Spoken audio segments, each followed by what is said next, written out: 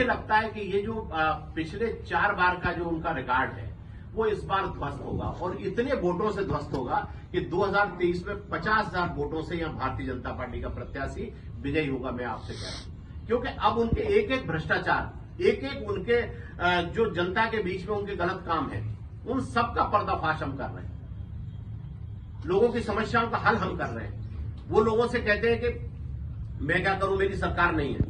हम कहते हैं कि सरकार के जो काम है, चाहे भले ही देवरी कांछे से लेकर रानी घाटी और रानी घाटी से लेकर मोहना, 112 करोड़ रुपए का रोड है। माननीय शिवराज सिंह जी मुख्यमंत्री जी, हमारे जो है श्रीमती ज्योतिरादित्य सिंधिया जी, माननीय नितिन गडकरी जी और हमारे जो प्रदेश के अध्यक्ष हैं बीडी शर्मा साहब, सबके सहयोग से 112 करोड़ रुपए स्वीकृत हुए।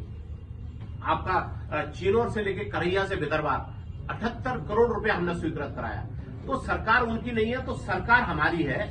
हम सरकार की उपलब्धियां बता रहे हैं। वो अपने 3 करोड़ रुपए का हिसाब दें, वे अपने 50 लाख रुपए का हिसाब दें, और जे 1.5 साल उनकी सरकार रही वो उसका हिसाब दें कि उस 1.5 साल में भितरवार के विकास के लिए क्या किया। हम तो 105 करोड़ रुपए की जो सिंचाई योजना है उसको लाने के लिए हमने उसकी योजना बना ली और भोपाल पहुंच गई। शीघ्र ही उस पर काम शुरू हो रहा है। यहां का 52 करोड़ रुपया स्वीकृत हुआ है आपका हिम्मतगढ़ बांध को भरने का और आसपास की सिंचाई का। वो में भी जाएंगे हम, दुखी और बीमार में भी जाएंगे हम, अस्पताल में भी जाएंगे हम, उसकी शादी में भी जाएंगे, उसकी बर्थडे में भी जाएंगे। और हमारे जो नेता हैं, चाहे मुख्यमंत्री जी हो, चाहे केंद्रीय मंत्री हो, चाहे प्रदेश अध्यक्ष जी हो, चाहे माननीय सांसद विवेक नारायण शेजवलकर जी हो, ये सारे नेताओं के नेतृत्व में हम इस क्षेत्र में विकास की गंगा बहाएंगे, जिसके टेलर हमने आपको दिए हैं 200 करोड़ की रोडों में, अस्पतालों की बिल्डिंगों में, और तमाम सारे विकास कार्य जो अब शुरू होने वाले हैं उसमें ये हमने आपको 2023 में आप चुनाव आने वाले हैं, बीजेपी किन मुद्दों के साथ में जनता के बीच में पहुंचेगी?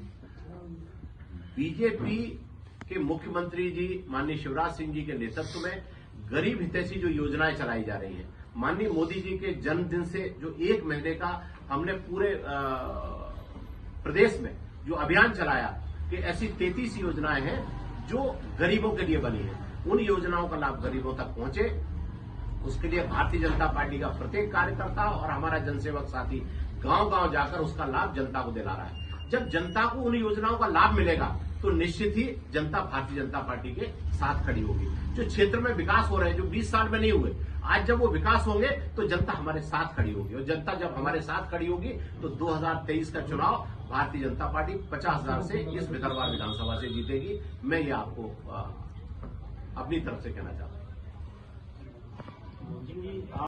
विधायक को मैं प्रतिद्वंदी कतई नहीं मानता।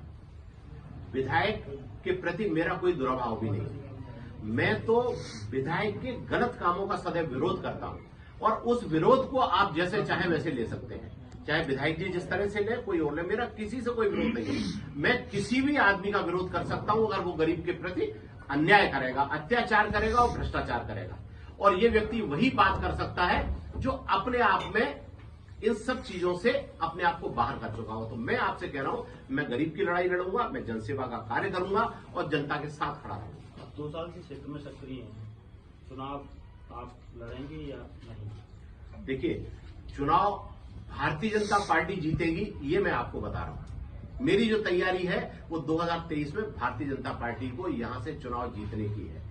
अब चुनाव कौन लड़ेगा ये वरिष्ठ नेतृत्व का काम है, और इस बार चुनाव उसको लड़ने का अवसर मिलेगा जो जनता से जीतने की स्थिति में है।